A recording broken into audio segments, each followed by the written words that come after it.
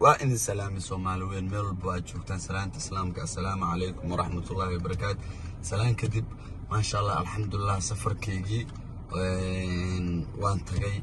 هذا وحن جوا دلك سامبيع واللي بعاصمة ولصاق عن جوجا سقروح بدن والإيسو دوي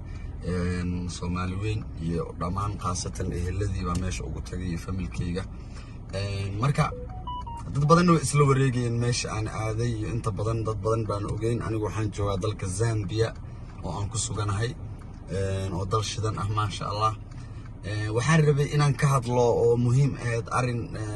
rabay arrinka aan u imaaday magaalada waxaan u imid horta aniga familkii eheladeyda oo aan u imid arrimo aniga qaas ah marka fan laga tago oo naqsad ahaan aniga qaas sharmaaka ahaan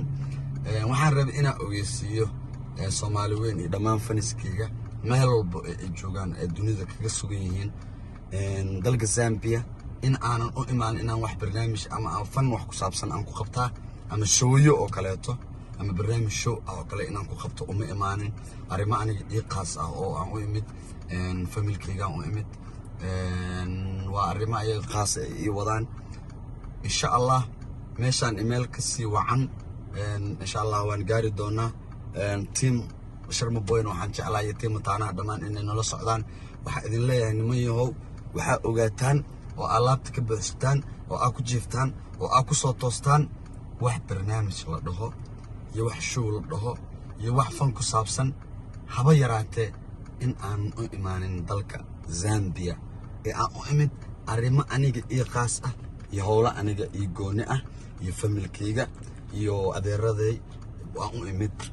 hadda koorna idima sheegano idima dhihin marna idimaada dhihin adeerada iyo familki iyo wax saasa laakiin hadda waan ku khasbanahayo waa dadka meesha ay keenay waa dadka programyada ii wado howlaha ii wadaana waa howlo ka aniga mustaqbalkeyga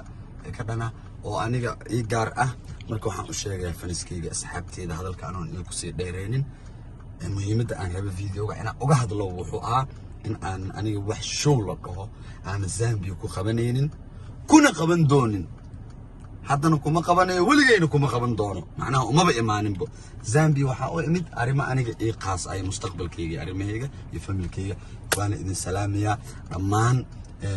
inta safarkeyga ogeed iyo inta aan ogeyn inta dhamaantooda waa salaamayaa Soomaali Maxamed waxa idin leeyahay haye hadii wax cusub